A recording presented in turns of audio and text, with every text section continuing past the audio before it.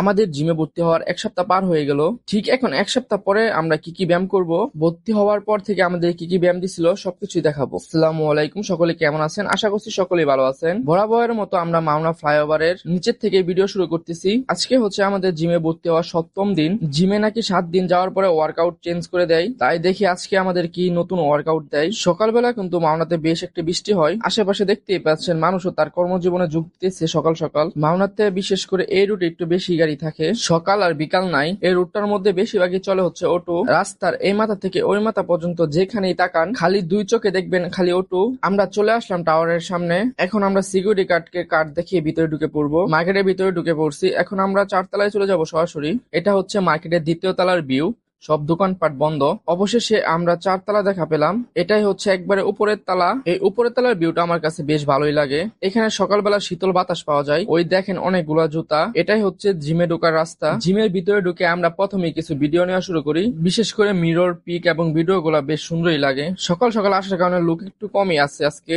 আর ভোর সকাল থেকে আজকে অনেক বৃষ্টি পড়ছে, যার জন্য হচ্ছে হয়তো বা লুক কম আসছে। এই যে আমাদের সাথে ভর্তি হওয়া কিছু পণ্ডিত, এই যে এই পণ্ডিত, এগুলো এখন আমাদেরকে দেয় নাই।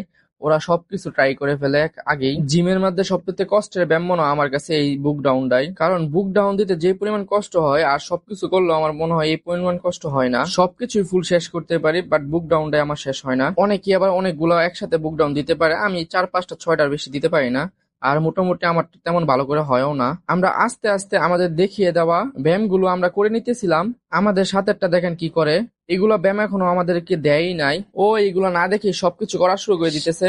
এটার সাথে আরেকটা পাপি আছে, ওইটা এখন সকালে উঠতেই পারে না, ওইটা যা দুপুর বেলা। ওদের দুজনকে যদি বলা হয় ৫ কেজি ওজন তুলতে, ওরা তুলবে ২০ কেজি ওজন। আমি আবার সিরিয়াল মতো সবকিছু করে করে একটা একটা করে রেখে দিতেছিলাম। এখন একটু আমরা হালকা জিরানোর জন্য একটু বসলাম, পরে চলে গেলাম একটু শরীরটা একটু মাসাজ করার জন্য। এটা দিয়ে ডলা দেওয়ার পরে কেন জানি আমার একটু বেশি ভালো লাগে, তাই আমি পিঠ এবং পা দুইটা একটু ডলা দেই প্রতিদিনই। ডলাডলির পর্ব শেষ করে আমরা চলে গেলাম একটু দৌড়াতে। এখানে আমরা ১৫ থেকে ২০ মিনিটের মতো দৌড়ালাম। এখানে আমরা প্রতিনিয়তই দৌড়ের স্পিড এবং দৌড়ানোর সময় বাড়াচ্ছিলাম। একটানা জিম করার পরে আমাদের মুখের অবস্থাটা একটু দেখেন, মনে হচ্ছে যেন মুখ দিয়ে বৃষ্টির পানি পড়তেছে। তাই আমরা একটু রেস্ট নেওয়ার জন্য একটু বসলাম। আবার দেখেন আমাদের মুখে ৪-৫টা পুরো পানি দিয়ে ভরা, যদিও এগুলো পানি না, পুরোটাই হচ্ছে গাম। একটু জিরানোর পরে আমরা আবারও ব্যায়াম শুরু করে দেই। এটাও আমরা অনেকক্ষণ ধরে করি। এটি কিন্তু নতুনদের জন্য ব্যায়াম না, এটা হচ্ছে বেসিক ব্যায়ামের মধ্যে পড়ে না। আমাদেরকে যে ব্যায়ামগুলো দেখানো হয়েছিল ওইগুলোর মধ্যে একটাও না এটা। আমার কাছে ভালো লাগার কারণে আমি বইলা তারপরে নিজে করতেছি।